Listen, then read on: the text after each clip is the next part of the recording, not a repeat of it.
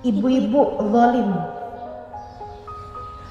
yang kerjaannya selalu membuat anak-anaknya khawatir dengan urusan dunia mereka. Kamu jangan menjadi salah satunya. Saya ulangi, ada orang tua yang zalim, yang selalu membawakan dunia dengan segala keruwetannya ke dalam hati anak-anaknya. Kamu jangan menjadi salah satunya. Kesian di lingkungannya, di sekolahnya, di televisi, di internet, semua mengajarkan hal yang seperti itu. Semuanya telah mengingatkan mereka kepada urusan dunia yang harus mereka kejar. Allah menyampaikan tentangmu ada surga di bawah telapak kakimu, maka bawa anak-anakmu kepada surganya. Miftahul jannah la ilaha illallah. Kunci surga adalah kalimat la ilaha illallah. Maka bawa anakmu dari kecil untuk kenal kepada surga mereka, untuk kenal kepada arti la ilaha illallah. Kalau buat ngingetin dunia sih semua orang udah melakukannya. Kamu jangan. Sebagai ibu, kamu hanya perlu mengingatkan anak-anakmu kepada akhirat. Itu mendamaikan. Ibu gak lihat nih zaman sekarang nih, banyak banget anak-anak remaja kita yang terkena sakit mental, punya banyak ketakutan dalam kehidupan. Ada sakit namanya anxiety, ada sakit lagi namanya bipolar. Tuh macem-macem banget dah, namanya aja kita nggak kenal, ya kan Bu? Ada sakit namanya narsistik, selalu menganggap dirinya sebagai poros kehidupan, kayak semua orang liatin dia gitu, kayak bumi ini berhenti berputar kalau ada sesuatu yang terjadi sama dia. Masya Allah. Kenapa bisa begitu? Karena orang tua dan lingkungan yang terus-terusan mengingatkan mereka harus sukses di dunia, harus berhasil di dunia dengan pandangan tentang kesuksesan yang tidak sesuai dengan apa yang Allah Subhanahu wa taala sampaikan dalam Al-Qur'an. Emang apa ustazah kesuksesan yang Allah sampaikan? Tentang orang sukses ini siapa? Allah sampaikan siapakah mereka yang sukses? Kata Allah, "Faman zuhziha 'anil nar wa udkhilal jannata faqad faz." A'udzubillahi minasyaitonir rajim. Faman zuhziha 'anil nar, siapa yang dijauhkan dari api neraka, wa udkhilal jannah, kemudian dia dimasukkan ke dalam surga, faqad faz, dialah orang yang sukses. Kalau kamu menanamkan kepada anak, nak, kamu harus sukses versi Allah. Kamu harus sukses sebagai hamba Allah. Kayak apa mah sukses menurut Allah? Faman zuhziha 'anil nar. Kalau kamu nak di akhirat dijauhkan dari api neraka. Kalau kamu nak di akhirat bisa melewati jembatan Sirat secepat kilat. Kalau kamu nak di hari akhirat bisa melewati jembatan Sirat dan selamat sampai di ujungnya tanpa pernah tersentuh api neraka, wa udkhilal jannah,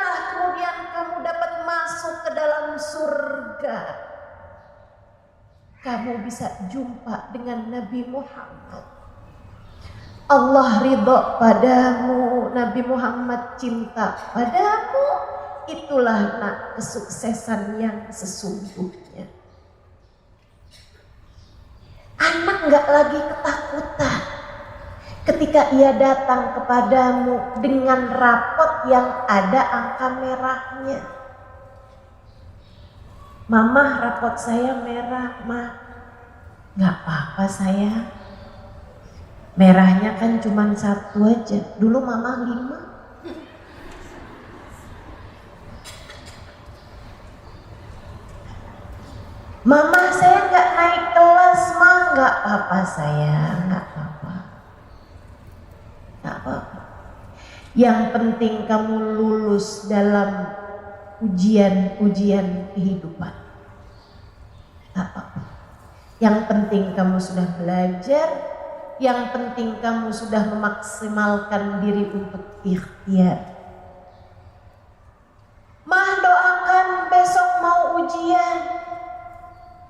Doakan saya, Mah, biar hasilnya bagus. Mama akan doakan sayang, semoga kamu lulus dalam semua ujian dunia dan akhirat. Itu enak tuh punya orang tua kayak begitu. Senang punya orang tua kayak begitu. Mudah-mudahan Allah jadikan kita salah satu di antaranya yang pandai menanamkan keimanan dalam hati anak-anaknya. Nabi gitu cara didiknya.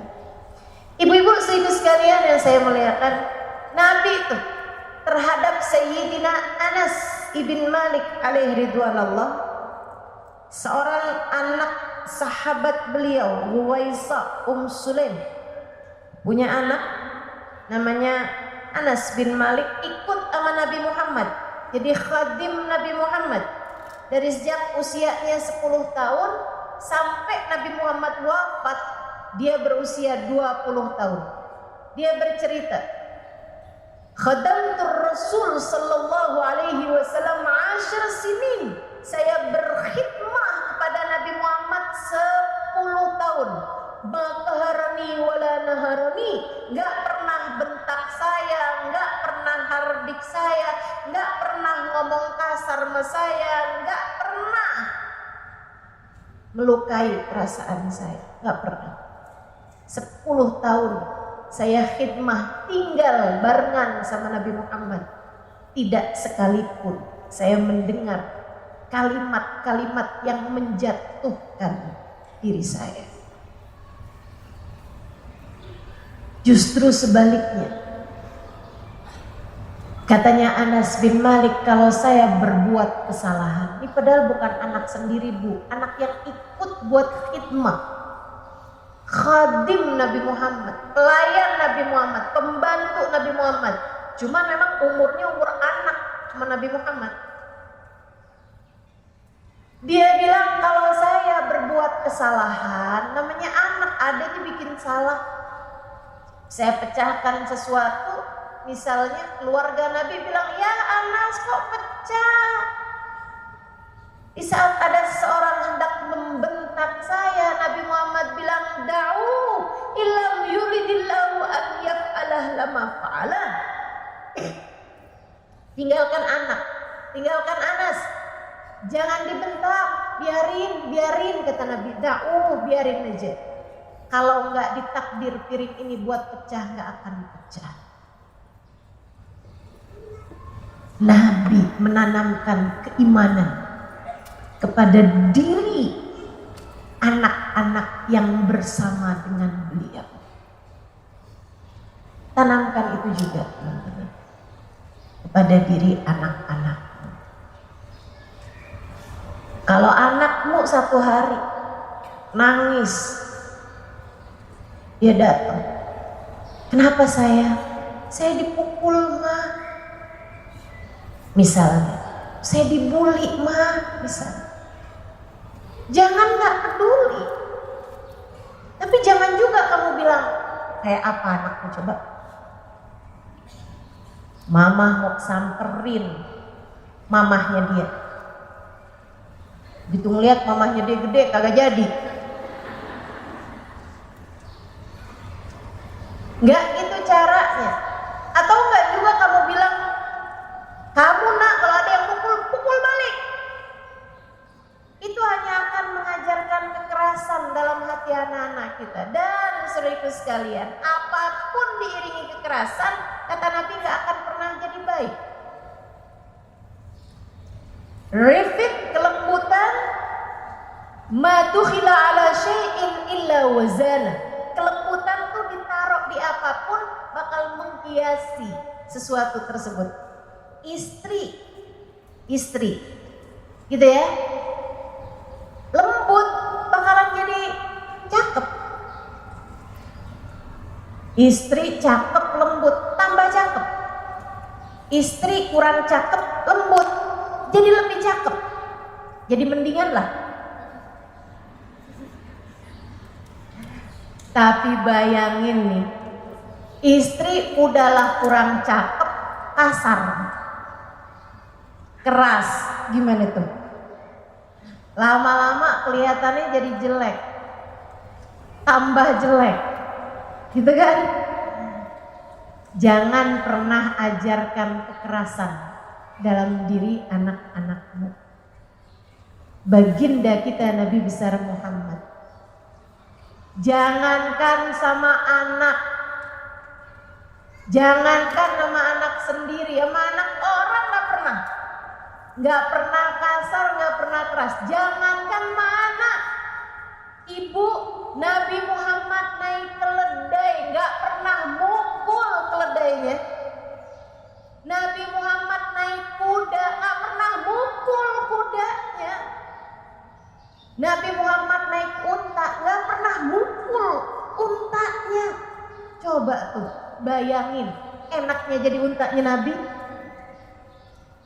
Bayangin betapa menyenangkannya jadi siapapun yang ada di sekitar Nabi Muhammad. Dan kamu, Bu, ikuti caranya Nabi Muhammad. Anak-anak jangan kasar, jangan keras. Besok nak yang kemarin pukul kamu, pukul lagi. Ya gitu.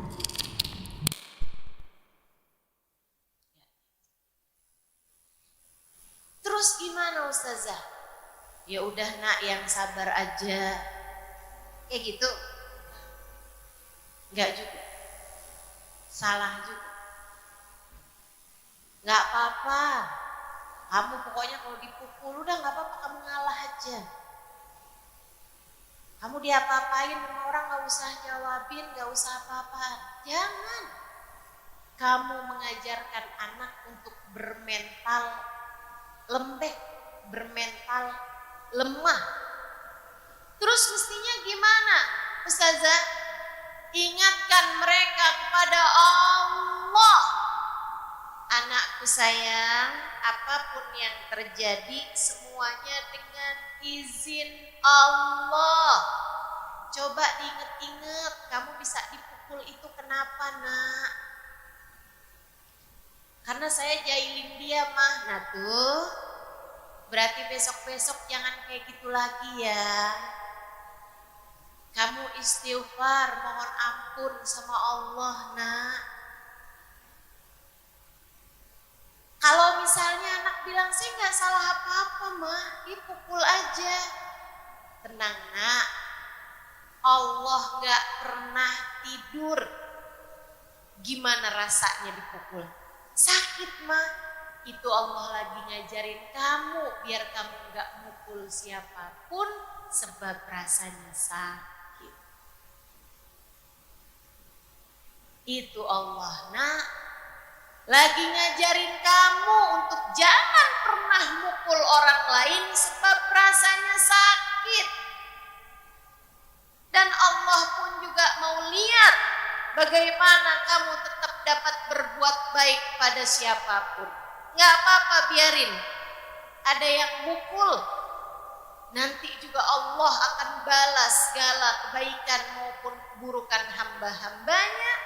Kamu hanya tetap perlu untuk berbuat kepada siapapun.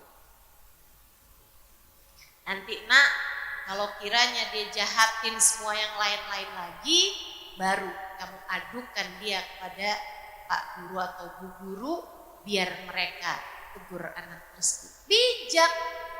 Nih ibu-ibu nih mesti punya kebijakan Bu untuk dapat menanamkan keimanan dalam hati anak-anak ibu. Menanamkan keimanan artinya mengingatkan anak kita bahwa sesudah kehidupan dunia akan ada kehidupan akhirat, di mana nanti di sana segala amal perbuatan kita akan dibalas. Ingetin anak tentang hal itu. Satu hari Nabi Muhammad ada mendapatkan seorang anak yang gak punya baju di hari Lebaran. Karena bapaknya udah meninggal, ibunya kawin lagi, gak cukup peduli kepada anak tersebut. Ini juga perhatian kepada para janda. Janda yang punya anak, jangan mau nikah sama laki-laki yang cuman mau sama kamu, gak mau sama anakmu.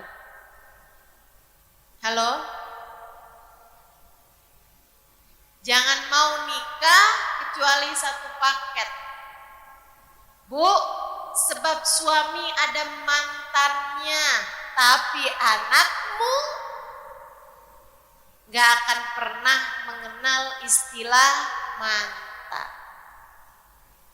Itu siapa tuh, ada anak liatin kamu mulu dari tadi. Oh, itu dulunya anak saya. Sekarang habisnya saya kawin lagi, dia jadi mantan lah buat saya. Gak ada ceritanya anak jadi mantan. Maka jangan pernah meninggalkan anak-anakmu, Bu. Mereka adalah kelanjutanmu untuk dunia akhiratmu. Akhirnya Nabi datang ke rumah putri beliau Sayyidah Fatimah, karena anak itu ukuran badannya mirip sama ukuran badannya Sayyidina Hasan. Sayyidina Hasan lagi pakai baju baru hari raya Idul Fitri. Nabi dipanggil Hasan, di rumah sedang ada saudaramu. Kesian banget, tadi dia gak punya baju baru. Dia lihat sangat kotor badannya. Hasan, maukah kamu memberikan bajumu yang baru kepada saudaramu itu, dan kamu pakai bajumu yang lama saja, nak? Semoga Allah memberikan padamu baju yang paling indah di surga. Bu, liatin nih Nabi. Nabi itu gak janjiin Hasan yang baru kasihin deh ke kakek, nak. Kamu pakai yang lama aja ya, nak. Nanti kalau waktunya toko buka, pakai beliin 3. Gak gitu. Atau dijanjikan nanti Allah pasti bakalan gantiin buat kamu, nak, baju-baju yang indah di dunia ini. Nanti bakalannya kamu selalu akan punya baju-baju bagus dah. Gak gitu juga. Nabi tidak menjanjikan untuk anak ini sesuatu yang sifatnya duniawi. Kalau kamu nabung nanti rezeki kamu bakalan lancar loh, Dek. Gak gitu. Nabi menanamkan keimanan dalam hati sang cucu. Makanya tidak mengingatkannya kepada urusan dunia, tapi mengingatkannya kepada urusan akhirat. Albasakallah libasal jannah. Allah akan memakaikan untukmu pakaian yang indah di surga, kata Nabi kepada cucunya.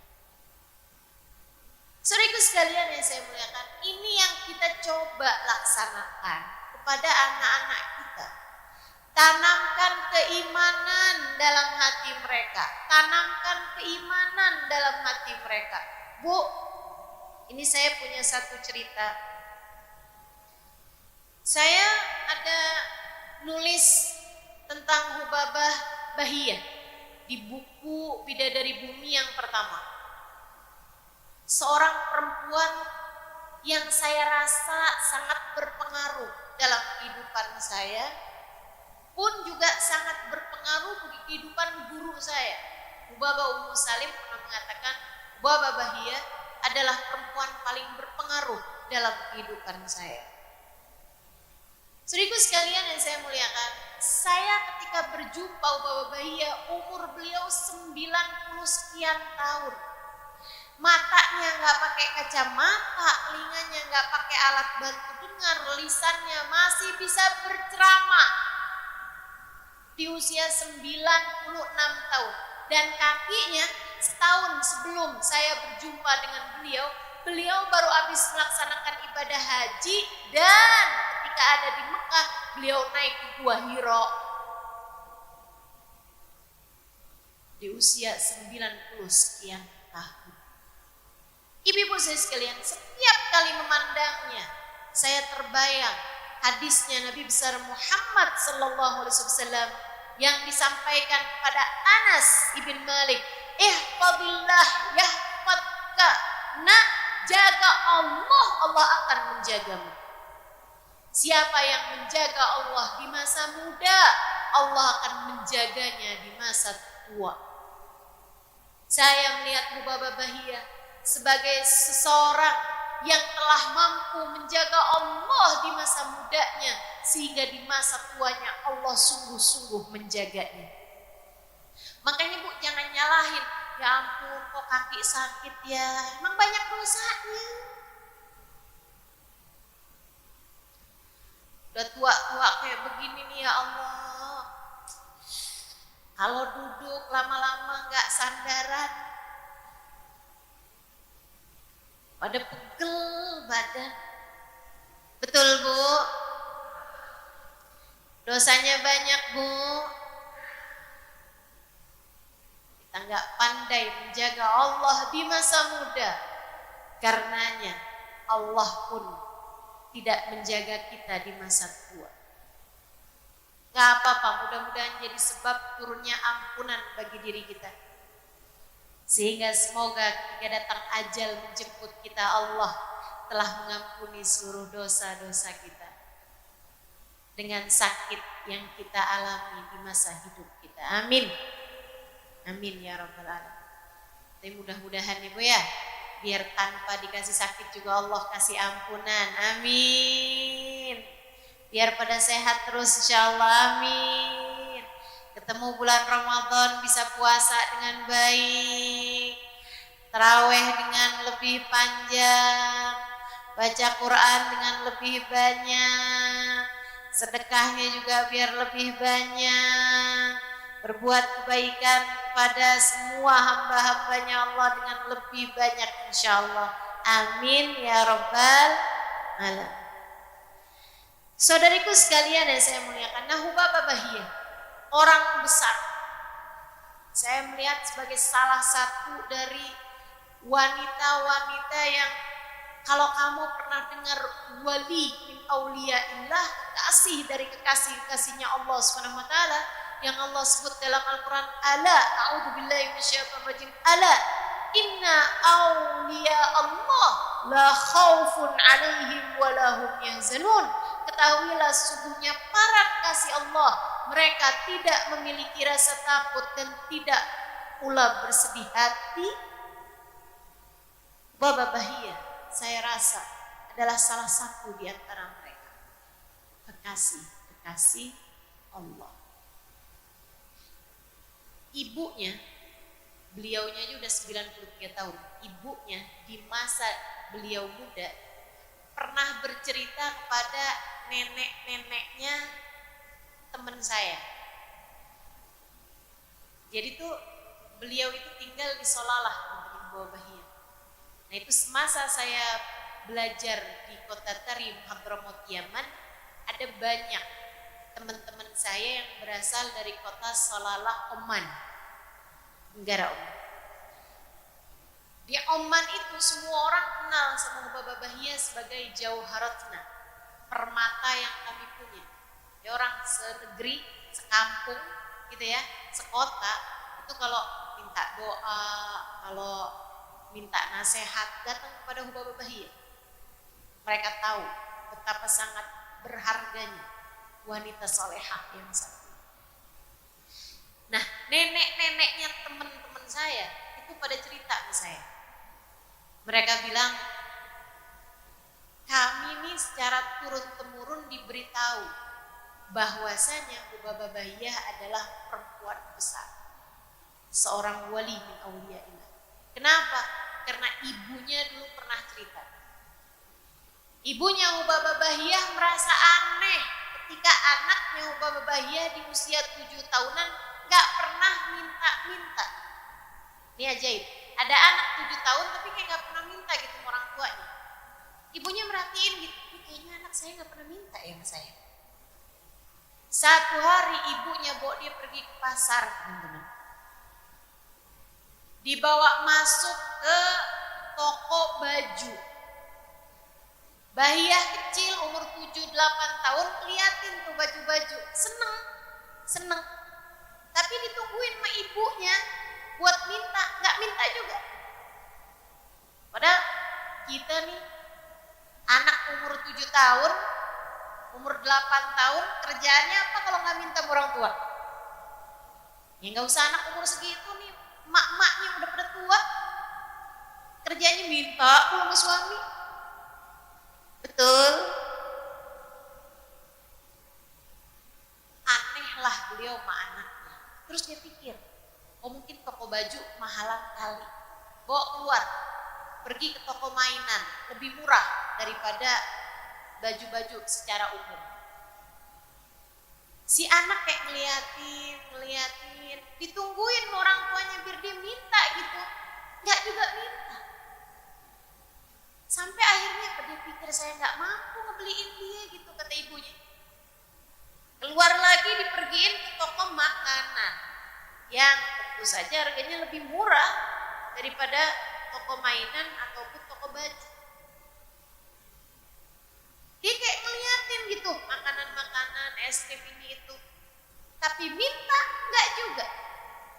Sampai bawa keluar dari toko tersebut, ditanya dengan serius sama ibunya. Nak, tadi waktu mama bawa kamu ke toko baju, adakah dari baju-baju itu yang kamu mau? Ada, Ma. Kamu suka? Ada, yang mana? Yang warna pink sebelah sudut. Oh bener nih, cewek sebenarnya biasanya kan emang warna pink, ya kan? Nah, waktu mama tadi bawa kamu pergi ke toko mainan, adakah di antara mainan tersebut yang kamu suka? Ada, Ma. Yang mana? Boneka yang bentuknya oh. Terus waktu mama bawa kamu ke toko makanan, adakah makanan di sana yang kamu pengen? Ada. Apaan? Kasih tahu. Nah, mama mau tanya, kenapa kamu nggak minta sama mama? Dan Hubabah Bahiyah kecil, usia 7 atau 8 tahunan berkata, Ma, bukankah gak ada yang bisa ngasih selain Allah? Bunya kaget-kaget denger. Mama kan gak bisa ngasih, Ma. Yang bisa ngasih cuman Allah kan, Ma. Jadi mamanya bilang, jadi selama ini nak, kamu gak pernah minta sama mama, gak pernah minta sama ayah, kamu mintanya sama Allah. Iya, Ma. Dan Allah kasih nama kamu, gak pernah enggak, Ma. Allah selalu memberi pada saya. Ibu-ibu sekalian saya muliakan, pelajaran ini sering saya sampaikan pada siapapun, bahwa iman itu adalah sesuatu yang harus betul-betul ada dalam hati kita, meyakini bahwa tidak ada pemberi selain Allah Subhanahu wa taala, hingga membuat lisan kita tak mudah minta kepada siapapun kita hanya minta kepada Allah Subhanahu wa ta'ala. Saya punya keponakan sekolah psikologi. Dia sering dengar cerita saya ini. Ketika kemudian dia punya keponakan, dia pun coba praktekkan ilmu ini. Ini saya mau kasih tahu hal ini karena ini penting, teman-teman.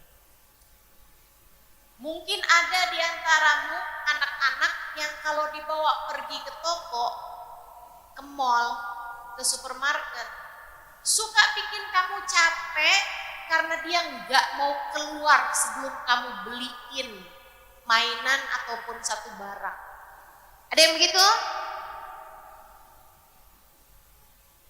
Saudaraku sekalian yang saya muliakan, ketika cucu ponakan saya ini berumur sekitar 3 tahun, 4 tahun, kayak begitu tuh kondisinya. Kita kalau pergi-pergi kayak misalnya ibunya atau bibinya bawa dia ke supermarket atau ke mall, suka bikin capek karena waktunya pulang nggak mau pulang, ngambek minta dibeliin satu barang. Sampai akhirnya satu hari kami sedang bepergian dan melewati beberapa pertokoan, dia bilang gitu kan ke bibinya, dia bilang, saya mau yang itu. Terus bibinya bilang, berarti kamu harus minta siapa? Ke Allah. Oke, yuk kita pulang. Pulang. Gampang banget. Saya heran sekali melihat hal itu. Kemudian ponakan saya yang psikologi itu dia bilang, sekarang kita nggak pernah susah lagi terhadap keinginan anak-anak kita.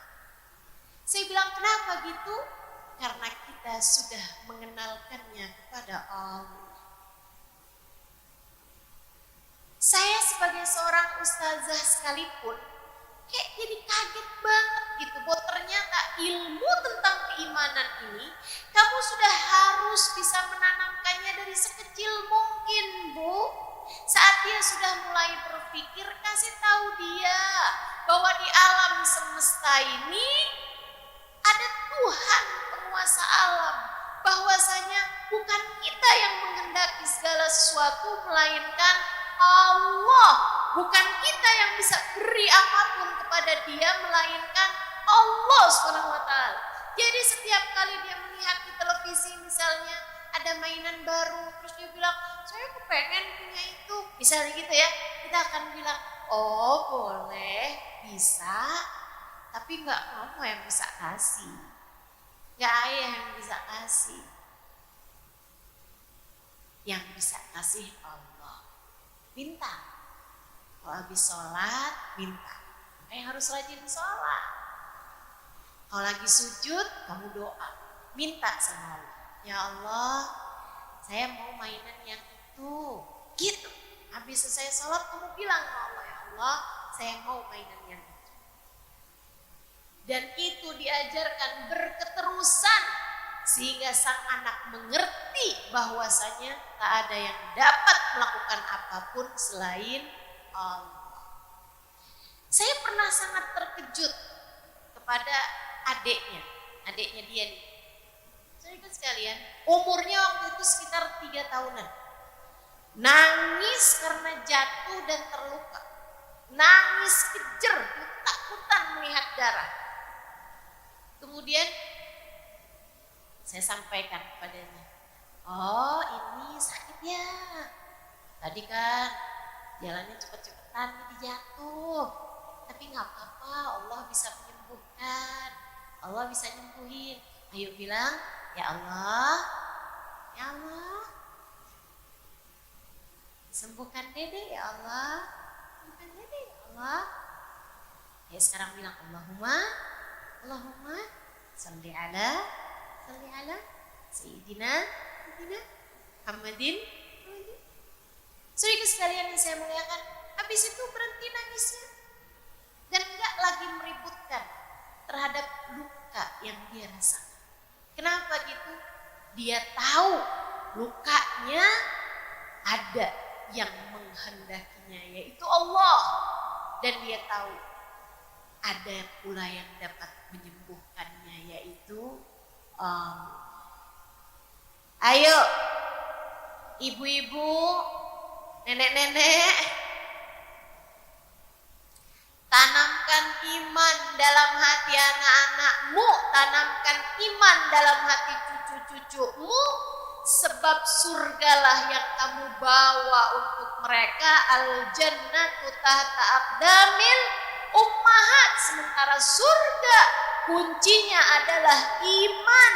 Miftahul jannah la ilaha illallah. Kenalkan anakmu kepada Allah. Kenalkan anakmu kepada Allah. Kasih tahu mereka tidak ada yang dapat memberi mereka rezeki selain Allah. Bu, kalau anakmu lagi makan, bilangin sama anakmu, nak, ini rezeki dari Allah. Ambil yang kiranya akan kamu habiskan. Jangan mubadirkan rezekinya Allah. Takutnya kita kalau suka buang-buang makanan, mubadirkan rezeki dari Allah, Allah nanti kecewa sama kita sehingga tidak diberinya kepada kita rezeki lagi. Makan secukupnya, ambil secukupnya, habiskan makanan, jangan bersisa. Bagian dari kita mensyukuri rezeki dari Allah. Itu jauh lebih baik daripada habisin, mama udah susah-susah masaknya. Kalau kamu gak habisin, mama gak akan masakin lagi. Ya Pah ya, papa nih udah susah-susah nyari duitnya ya Pah ya. Kamu sombong, menganggap bahwa kamu yang dapat memberi rezeki kepada anak-anakmu. Gak ada ceritanya. Dari sejak anakmu berada dalam rahimmu, Allah sudah menyampaikan rezeki kepada mereka. Kamu tidak pernah bisa menjadi pemberi rezeki buat anakmu. Tidak pula suamimu. Yang ngasih mereka rezeki adalah jangan belagu, jangan sombong, jangan arogan. Huwa Razzaq, Allah lah satu sang pemberi rizki. Dzul quwwatil matin, dialah sang pemilik kekuasaan yang sesungguhnya. Jangan sombong, jangan belagu, jangan arogan. Dialah Allah satu yang telah menyampaikan a'udzubillahi minasyaitonirrajim, wa ma min dabbatin fil ardi illa 'alallahi rizquha. Tidak ada sesuatu yang melata di atas muka bumi kecuali wajib bagi Allah untuk memberikan rezeki. Ibu, andai ada semut di dalam sebongkah batu di dasar lautan, kalau masih ada umur yang tersisa yang harus dijalani oleh batu tersebut, Allah akan sampaikan padanya rezekinya. Apalagi kamu udah terang-terangan jelas di atas muka bumi ini, kelihatan dari peta, Bu, kelihatan dari satelit segini gedenya. Kamu pikir Allah gak bisa apa datengin rezeki? Rezeki bagimu, rezeki bagi anak-anakmu, Allah yang mendatangkannya. Allah yang mendatangkannya, bukan suamimu, bukan dirimu. Allah Subhanahu wa ta'ala satu yang mendatangkannya. Jangan pernah repot sama urusan rezeki, termasuk tanamkan hal ini pada diri anak-anakmu. Tenang, Bu. Gajah gak pernah sujud aja gemuk-gemuk.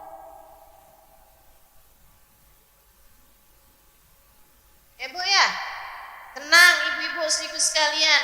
Kecoa gak pernah facial aja mukanya glowing. Pada mengkilap kan. Ayo dah, bismillah. Insya Allah, Allah lah satu sang pemberi rezeki. Tanamkan iman dalam hati anak-anakmu. Ada 3 ini. Yang kedua, perlakukan anak dengan penuh kasih sayang. Seperti yang tadi telah saya sampaikan. Kekerasan tidak akan pernah bisa berakibat baik kepada siapapun. ia tak akan melahirkan selain kebencian. Ia tak akan melahirkan selain dendam. Ia tak akan melahirkan selain trauma-trauma yang dapat merusak hati anak-anakmu nantinya. Jangan berkata kasar kepada anak-anakmu. Jangan berbuat kasar kepada anak-anakmu. Jangan berbuat kekerasan kepada anak-anakmu. Ibu-ibu saudariku sekalian yang saya muliakan, dekap anakmu dengan penuh kasih sayang. Usap anak-anakmu dengan penuh cinta. Sampaikan kalimat-kalimat yang menguatkan hatinya. Katakan kepadanya betapa kamu sangat menyayanginya. Sampaikan pada anak-anakmu betapa mereka adalah hadiah terindah yang Allah Subhanahu wa taala berikan dalam kehidupanmu itu. Sayang anak-anak. Sayang anak-anak. Menurutmu siapa yang lebih pantas menyayangi anak-anakmu daripada dirimu sendiri? Menurutmu siapa yang lebih layak mendekap anak-anakmu, memeluk anak-anakmu lebih daripada dirimu itu? Ibunya, kamu ibunya. Saya tahu betapa sayangnya kamu sama anakmu. Saya tahu. Saya sampai dengan sekarang belum ada anakku. Saya sudah menikah 22 tahun. Dan Allah belum atau tidak mengaruniakan anak pada saya. Wallahu a'lam. Ibu-ibu sekalian yang saya muliakan, akan tetapi sakit hati saya setiap kali melihat ada anak-anak yang diperlakukan kasar bahkan oleh orang tuanya sendiri. Ibu-ibu saudariku sekalian yang saya muliakan, saya nggak tahu rasanya punya anak, tapi saya bisa bayangkan. Saya bisa bayangkan. Sebab saya bahkan bisa merasakannya ketika ponakan saya memiliki anak. Saya tahu rasanya. Betapa kamu telah jatuh cinta kepada wajah mungil itu di kali pertama kamu menggendongnya, bukan? Betapa kamu telah jatuh cinta padanya bahkan dikala ia masih dalam rahimmu, bukan? Silahkan kamu ingat-ingat seperti apa perasaanmu ketika awal kali kamu menggendong bayi mungil itu. Ingat kayak apa khawatirnya ketika dia sakit panas untuk pertama kalinya. Ibu-ibu saudariku sekalian yang saya muliakan, kamu sangat mencintai anak-anakmu. Saya tahu itu, saya tahu itu. Kamu pasti sangat sayang kepada anak-anakmu, saya tahu itu. Tapi anakmu gak tahu kalau tiap hari kerjaanmu marah terus sama dia. Kalau tiap hari kerjaanmu kamu pukul anakmu, kamu cubit anakmu, kamu jewer anakmu. Anak gak tahu betapa kamu menyayanginya. Saya tahu, tapi anakku gak tahu. Karenanya anakmu harus diberitahu betapa kamu sangat menyayangi, betapa kamu sangat mengkhawatirkan kehidupannya, betapa dia adalah jantung hatimu, betapa dia adalah bahagiamu, betapa dia adalah kesedihanmu setiap kali dia bersedih hati. Sampaikan pada anakmu, katakan padanya dengan penuh kesungguhan, dekap dia dalam pelukmu, kemudian katakan padanya, "Nak, mama sayang padamu. Kamu adalah hadiah paling indah yang Allah berikan dalam hidup mama. Mama sayang padamu, nak, mama cinta padamu." Katakan betapa berharganya dia. Katakan bahwa kamu tidak akan mau menukarnya dengan apapun yang ada ada di atas muka bumi ini karena kamu sangat menyayangi. Betul begitu bukan? Kamu mau tuker anakmu dengan uang 1 miliar? Gak mau. Tapi anak gak tahu karena kamu kerjaannya suka marah-marah mulu sama anakmu. Mama teleponin mulu, kamu tadi gak jawab-jawab. Sekalian aja gak usah pulang. Nah, anak pikirnya, ya udah kalau gitu sekalian gak usah pulang. Kamu mau ngomong apa? Mau ngomong betapa kamu sangat khawatir sama dia? Bilang, nak, mama sangat khawatir sama kamu, nak. Kasih tahu. Perasaan kamu sama dia tuh kasih tahu, Bu. Karena anak gak tahu kalau kamu gak ngomong.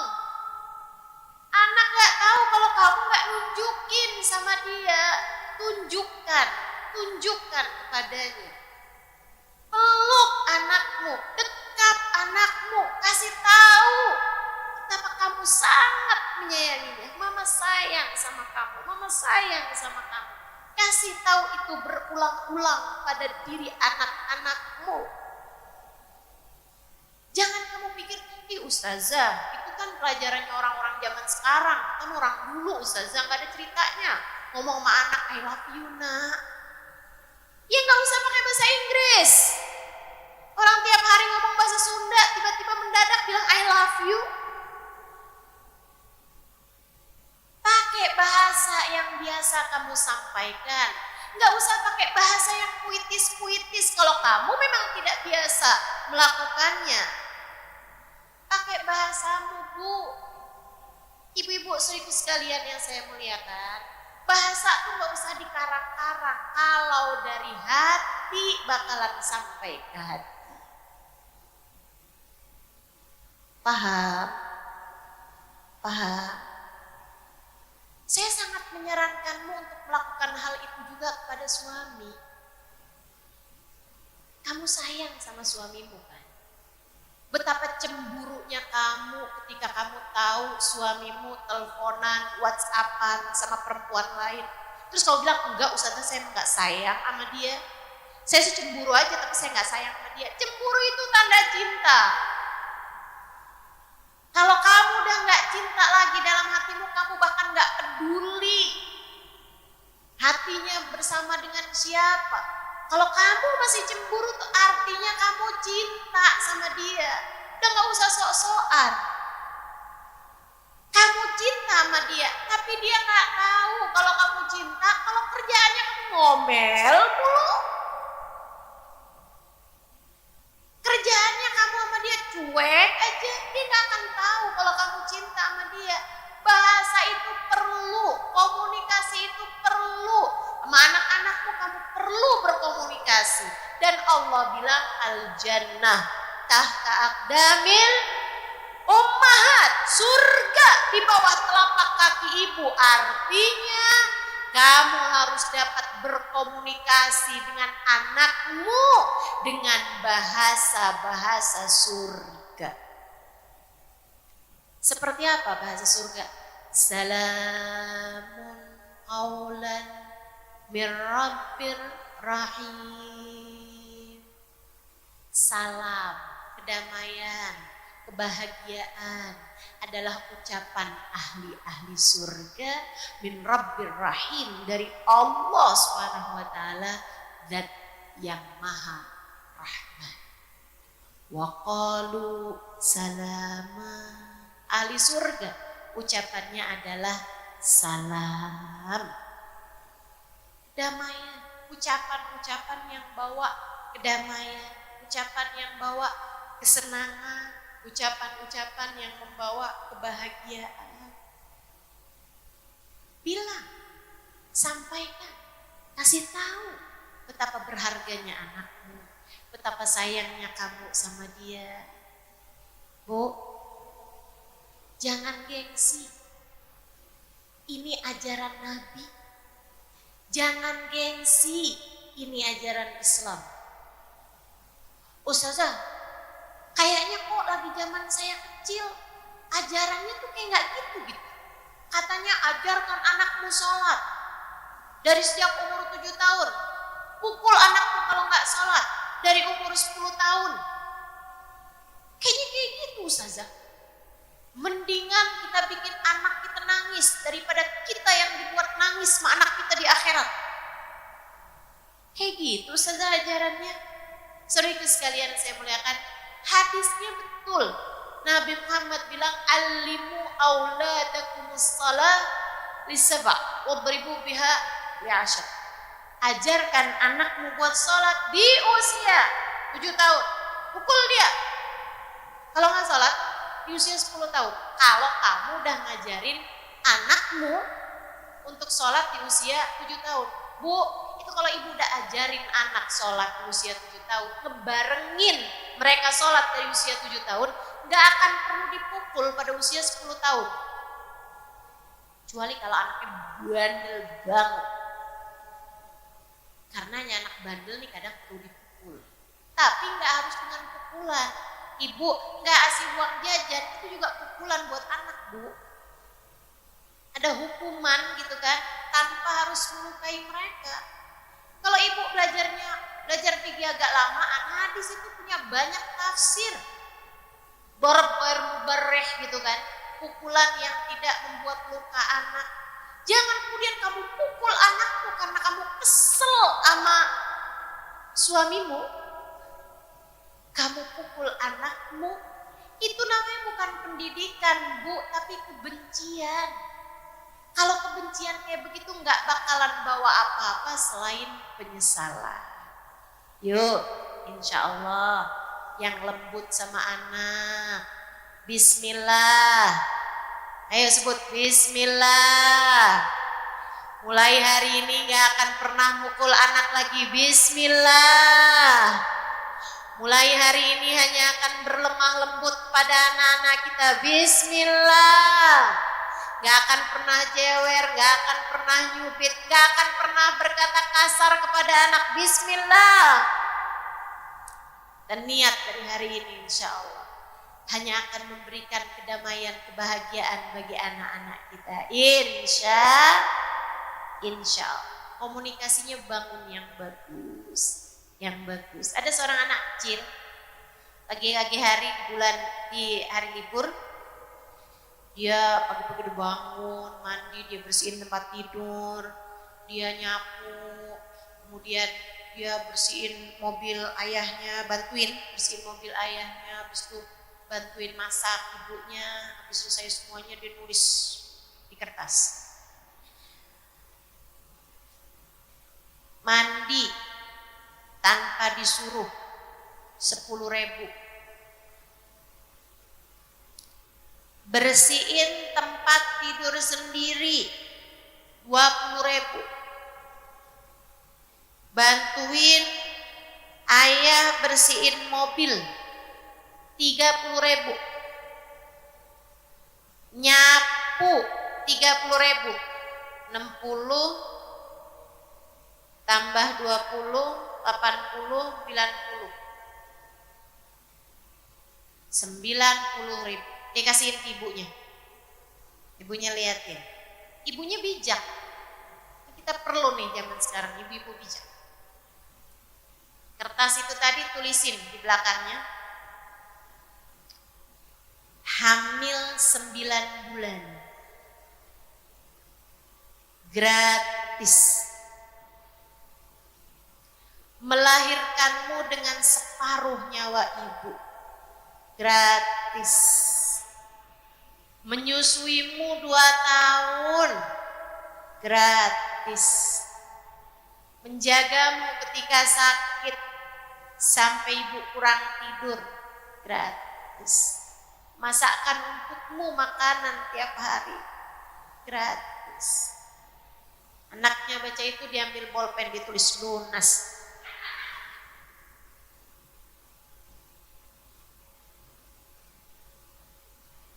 Jadilah rumah tangga surgawi. Jadikan rumahmu sebagai rumah surgawi. Tempat anak bisa mendapatkan senyuman setiap kali memandang orang tuanya. Jangan bikin rumahmu kayak di neraka. Anak lihat ibunya kayak di film horor. Serem bener, lihat bapaknya kayak di film horor juga. Habis itu keluar rumah, di sekolah gurunya juga galak, teman-temannya suka ngebully. Tega. Dunia menjadi tempat yang tidak bersahabat bagi anak-anakmu. Yang gak bersahabat itu cukup neraka, dan kamu jangan sampai memasukinya. Tempat yang tidak menyenangkan itu neraka, dan anak-anakmu jangan sampai memasukinya. Jadikan rumahmu sebagai surga-surga di atas muka bumi ini bagi anak-anakmu. Ini ajaran Islam.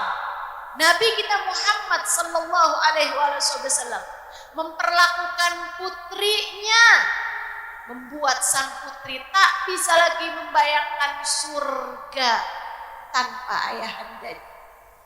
Fatimah bid'atun minni, kata Nabi Muhammad. Fatimah adalah separuh aku. Dengerin tuh, lihatin bahasanya Nabi kepada putrinya. Bukan main, ibu-ibu saudaraku sekalian. Ngomong anaknya nih, Fatimah bid'atun minni. Fatimah adalah separuh aku. Bagian yang sangat besar dariku adalah Fatimah. Membahagiakan hatiku apapun yang membahagiakan hatinya, menyedihkan hatiku, membuat marah aku apapun yang membuat marah hati. Kayak apa rasanya anak yang orang tuanya mengatakan kamu adalah separuh diriku. Betapa besarnya hati anak ketika orang tuanya menyampaikan seperti itu. Bu, ini malah kalau besok rapot kamu jelek, mama gak mau kenal lagi sama kamu. Pokoknya ya, kalau kamu sampai gak mau naik kelas, jangan bilang mama kamu. Tega amat mah anak kayak begitu. Kamu adalah ibu. Ibu tuh sampai dibilang kasih sayang ibu sepanjang jalan. Nah, kamu kalau modelannya kayak begitu, jangan-jangan kamu jalan buntu. Ayolah, Nabi kita Muhammad sampai dengan Sayyidah Fatimah udah menikah, udah punya anak. Itu tiap kali Sayyidah Fatimah datang, bahkan Nabi sudah tahu bahwa putrinya yang datang dari sekedar ketukan pintunya. Coba tuh, indah banget. Ini ajaran Nabi, teman-teman. Nabi tiap kali ketemu sama Sayyidah Fatimah, dipeluk Sayyidah Fatimah, dicium di antara keningnya sini. Ini ajaran Islam. Ini ajaran Islam. Ajaran yang penuh dengan kasih sayang. Maka Bu, saya pernah sampaikan, ajaran ini adalah ajaran yang penuh dengan cinta. Allah penuh cinta, Allah penuh kasih sayang. Dari semua asma-asmaul husna yang Allah punya, yang paling sering kita sebut adalah Bismillahirrahmanirrahim. Ar-Rahman dan Ar-Rahim yang disebutkan Allah Subhanahu wa taala dalam kedua sifat yang paling sering kita sebutkan dari nama-namanya. Artinya, kamu kalau pengen hidup penuh dengan keberkahan, Bu, jangan jauh-jauh dari kasih sayangnya Allah yang Maha Rahman, Maha Rahim. Allah penuh kasih sayang, Nabi Muhammad penuh kasih sayang. Kalau kamu nggak penuh kasih sayang, kamu mau nyontoh siapa? Kamu ikut ajarannya siapa? Kalau kamu kasar sama anakmu, kasar sama suamimu, kasar sama ipar, kasar sama mertua, kasar sama saudara, kakak, adik, kasar sama tetangga, sama teman, kamu ikut siapa? Yuk belajar buat penuh kasih sayang. Dan yang terakhir, kalau kamu ingin menghadirkan surga dalam hati anak-anakmu, Bu, sertakan anakmu dalam tiap doamu. Hadirkan anakmu dalam tiap munajat. Sertakan anak-anak dalam tiap ibadah yang kamu lakukan kepada Allah. Saya pernah dapat nasihat dari seorang ibu bijak. Dia bilang, semarah apapun kamu terhadap anak-anak, Jangan pernah berdoa buruk ataupun berkata buruk tentang mereka. Semarah apapun kamu sama anak-anakmu, jangan pernah berkata buruk, apalagi berdoa buruk pada anak-anakmu. Sebab kalau itu kejadian, yang susah bukan hanya anakmu, tapi juga kamu sebagai ibunya.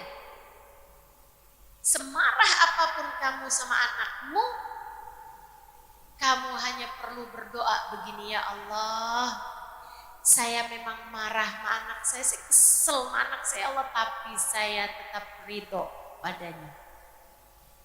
Dengerin, ya Allah, saya hanya kesel sama anak saya hanya marah sama anak saya, tapi saya tetap ridho pada anak saya, ya Allah, maka ridhoilah anak saya, ya Allah. Jangan gampang kesel mana, maafin salah anak. Ibu, tapi kalau kamu lagi benar-benar dibikin kesel, jangan sampai, ya Allah, saya nggak ridho sama anak saya, ya Allah balaslah anak saya. Jangan. Apalagi kalau kamu sampai keluar kata-kata anak durhaka, saya nggak ridho sama dia. Jangan, ibu-ibu sekalian, ntar dia dikutuk jadi batu, kamu yang susah. Jangan melahirkan malin-malin kundang di zaman-zaman sekarang. Jangan. Tetaplah ridho kepada anakmu meski apapun yang sedang dia lakukan saat ini. Andai dia jauh dari agama sekalipun, Bu, itu kan juga ada andil kamu di sana. Itu kan juga ada dosa kamu di sana. Yang terus-terusan ngingetin urusan dunia sampai lupa ngingetin mereka urusan akhirat. Jangan ditambah lagi dosamu dengan ketidakridhoanmu padanya. Jangan. Tetaplah berkata, ya Allah, ampuni anak saya, ampuni saya. Ya Allah, saya kesel sama anak saya, tapi saya ridho pada anak saya, ya Allah. Ridhoilah dia. Kenapa? Sebab ketika kamu tetap ridho kepada anakmu, Bu, Allah akan ridho bersama dengan keridhoanmu. Dan kalau Allah ridho, Allah akan menuntunnya ke jalan surga. Walaupun keadaannya sekarang sedang terpuruk, walaupun keadaannya sekarang sedang berdosa, walaupun keadaannya sekarang sedang jauh dari agama, kalau kamu tetap ridho kepadanya, insya Allah, Allah satu hari akan ridho kepadanya, sehingga dengan keridhaan Allah dia masih punya peluang untuk berjalan menuju surga. Kamu seharusnya hanya membawa surga bagi anak-anakmu, bukan neraka. Kalau kamu nggak ridho sama anakmu, Allah nggak ridho. Kalau Allah sudah nggak ridho, ibu-ibu saudariku sekalian, sangat sulit baginya untuk mati membawa iman. Dan kalau udah mati nggak bawa iman, dia tidak akan disyafaati oleh Nabi besar Muhammad. Kalau tidak disyafaati oleh Nabi Muhammad dan tidak diridhoi Allah, maka tempat kembali dia adalah neraka selama-lamanya. Jangan bawakan neraka untuk anak-anakmu. Tetaplah ridho, maafkan.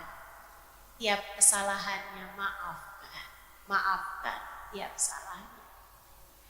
Ingat-ingat, kalau kamu berat memaafkan salah anak-anakmu, ingat-ingat, dalam kesalahannya pun terdapat kesalahanmu mendidiknya. Paham? Sertakan terus, doakan terus saja doain. Anakmu yang udah soleh perlu kamu doakan. Anakmu yang belum soleh kamu perlu doakan. Semuanya perlu doa. Anak semua perlu doa. Semua anak perlu doa. Dan doanya ibu buat anaknya adalah doa paling mustajab. Kata Nabi Muhammad, doa ibu bagi anaknya setara doa Nabi bagi umatnya. Doamu mustajab. Bagi anak-anakmu, Bu, maka teruslah berdoa. Saat tengah malam, doakan anak-anakmu. Sebut nama mereka satu.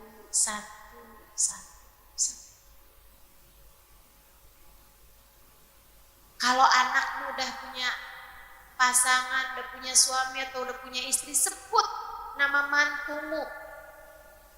Kalau kamu udah punya cucu, sebut nama cucu-cucumu. Banyak Ustazah, sebut semuanya. Sebut semuanya. Gak bakalan juga kan ada yang punya cucu 200. Sebut semuanya.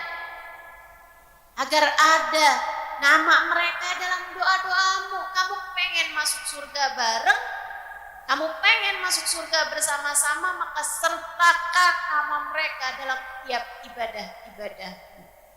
Doa-doa Ustaz. Ini kayak di majelis-majelis yang seperti ini, majelis-majelis yang mulia, tempat doa-doa diijabah. Apalagi di hari Jumat yang mulia ini. Ini adalah merupakan waktu yang sangat baik buat kita berdoa pada Allah Subhanahu wa taala. Ibu-ibu sekalian, yuk kita bacakan suratul Fatihah. Kita minta pada Allah Subhanahu wa taala. Namun sebelum kita baca suratul Fatihah, saya akan minta semua ibu-ibu yang hadir di tempat ini, Ustazah saya belum ada anak. Kalau begitu kamu doakan semua anak-anak yang kamu sayang, entah itu ponakan, entah itu anaknya, saudaramu misalnya, atau siapapun aja yang kamu sangat-sangat sayangi, sertakan, sebutkan nama-nama mereka. Anakmu, cucumu, silahkan sebutkan namanya. Al-Fatihah. Annallaha yanzur ilaina. Semoga Allah memandang kita semuanya. Silahkan sebutkan nama-nama mereka.